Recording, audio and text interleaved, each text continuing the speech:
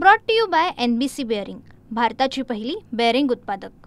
ते होऊन गेले असतानाही काय रणनीती असणार आहे? आणि आजची ओबीसी यात्रा ओबीसीवर स्पेशली कॉन्सन्ट्रेट करण्यात आलाय का मंडल यात्रेच्या माध्यमातून? आज आदरणीय शरदचंद्रजी पवार साहेबांच्या उपस्थितीमध्ये विदर्भामध्ये या ठिकाणी आज मंडल आयोगाच्या संदर्भातला ओबीसी यात्रा सुरू होते।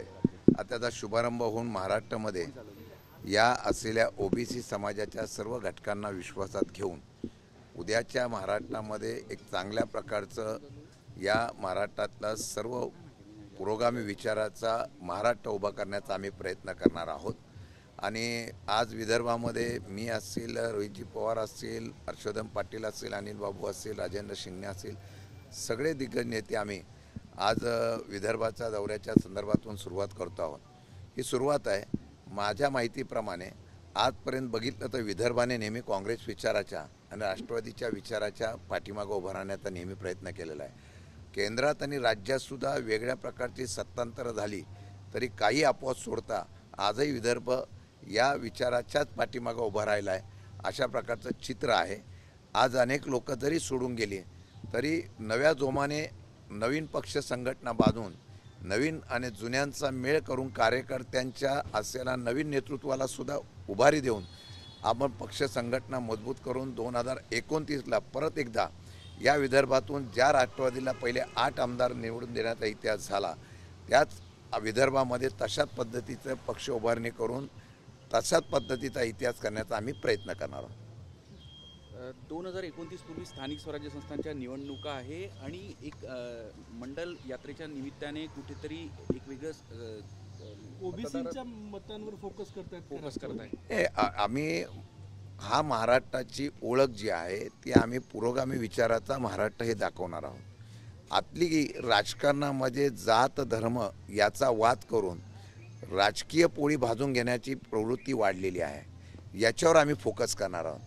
ओबीसी समाजाला जो गैरसमज करून दाखवला जातो या मंडल आयोगाची अंमलबजावणी या महाराष्ट्रामध्ये आदरणीय शरदचंद्रजी पवार साहेबांनी केलेली आहे आणि त्याच अंमलबजावणीच्या नंतर महाराष्ट्रामध्ये ओबीसी समाजासाठी वेगळं काही सरकारने केलं असं चित्र सध्याच्या सरकारमध्ये पाहायला मिळालं नाही आहे। परंतु वेगवेगळ्या प्रकारचा भाषावाद आणि जातवाद या ठिकाणी उभा करून या असलेल्या विभाजनाला आम्ही निश्चितपणाने लोकांमध्ये जागृती करणार आहोत आणि या असलेल्या मंडल आयोगाच्या माध्यमातून जी काही यात्रा निघणार आहोत त्यामध्ये समाजाला आम्ही सत्य परिस्थितीची जाणीव करून देणार आहोत। नारळी पौर्णिमेनिमित्त आदित्य ठाकरे आपल्या मतदारसंघ वरळीमध्ये गेले त्यावेळी एकनाथ शिंदे होते, एकमेकांच्या गाड्याचे सामोर आले, त्या काळात तणावाची परिस्थिती निर्माण झाली। खरं आहे, मला असं वाटतं की राज्याचे राज्यकर्त्यांनी कुठेतरी कायदा सुव्यवस्था राखण्याची जबाबदारी त्यांचीच आहे।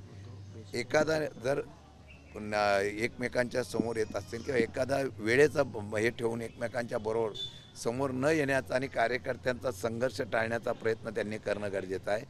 परंतु आव्हानाला आव्हान देण्याच्या बाबतीमधली जी वेळेला एखादी परिस्थिती निर्माण होते आणि ते राज्यकर्त्यांच्या माध्यमातून होत असेल तर मला वाटतं दुर्दैव आहे। कायदा सुव्यवस्था आणि कायद्यामधलं राज्य पाळण्याची जबाबदारी ज्या सरकारची आहे त्या सरकारमधल्याच असलेल्या लोकांनी ती काळजी घेणं गरजेचं आहे। स्थानिक स्वराज्य संस्थांच्या निवडणुका तुमचा पक्ष कुणासोबत लढणार आहे विदर्भामध्ये काय समजतं? स्थानिक स्वराज्य संस्थेच्या निवडणुकीला आम्ही स्वतंत्रपणाने आमच्या तिथल्या निरीक्षक, प्रभारी आणि तिथल्या अध्यक्षांना अधिकार दिलेला आहे।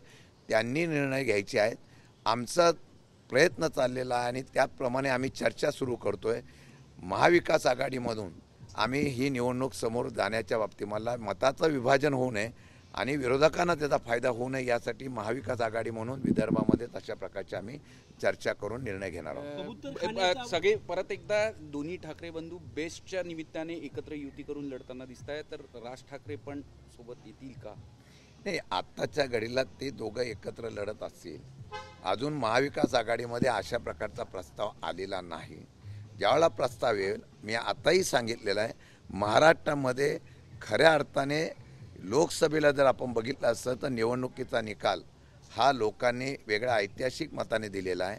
विधानसभेला त्याची जाणीव झाल्यामुळे राहुल गांधींनी सांगितल्याप्रमाणे ज्या पद्धतीने या असलेल्या विधानसभेला मताची चोरी झाली त्याच पद्धतीने या महाराष्ट्रामधला मताची विभाजनी न होता भविष्य काळामध्ये चांगल्या पद्धतीने या महाराष्ट्रातून हे सरकार बाजूला करण्याच्या बाबतीमधलं किंवा महायुतीला बाजूला करण्याचा प्रयत्न करण्यासाठी आम्ही प्रयत्न करू. कबूतरखाना येथे कबुतरांना खाद्य पाणी देण्याची बंदी असताना आज एक व्यक्ती इसमाला जैन समाजाचा त्यांनी गाडीवर टप लावून पाणी आणि खाद्य दिलेलं आहे. आता मला वाटतं की हायकोर्टाने जर निर्णय दिला असेल तर त्याचं सर्वांनी पालन करणं गरजेचं आहे. याचा काय कबुतरांना दाना किंवा पाणी देण्याच्या समोर कोणाचा विरोध नाही, परंतु कोर्टाच्या आदेशाची अंमलबजावणी करणं हे महानगरपालिकाने सरकारची जबाबदारी आहे. कोर्टाने जो निर्णय घेईल त्याची अंमलबजावणी करणं गरजेचं आहे. पण मी त्या दिवशी सांगितलं, हा विषय काढला कोणी? हा विषय भाजपच्या आमदारांनी काढला विधान परिषदेमध्ये, उत्तर सरकारने दिलं. म्हणजे भाजपच्या लोकांनी हा विषय मांडला आणि त्याच्यावर कारवाई करण्याच्या संदर्भामध्ये निर्णय झाला असेल तर मला वाटतं की आता त्या समाजाच्या बाबतीमधल्या भावना लक्षात घेता मुख्यमंत्र्यांनी सांगितलं की आम्ही याच्यामध्ये सूट काढू. आता कोर्टाचा आदेश प्रत्येकाने मानला पाहिजे आणि त्याची अंमलबजावणी होऊ नये याची काळजी प्रत्येकाने घ्यावी. Brought to you by NBC bearing, भारताची पहिली बेअरिंग उत्पादक.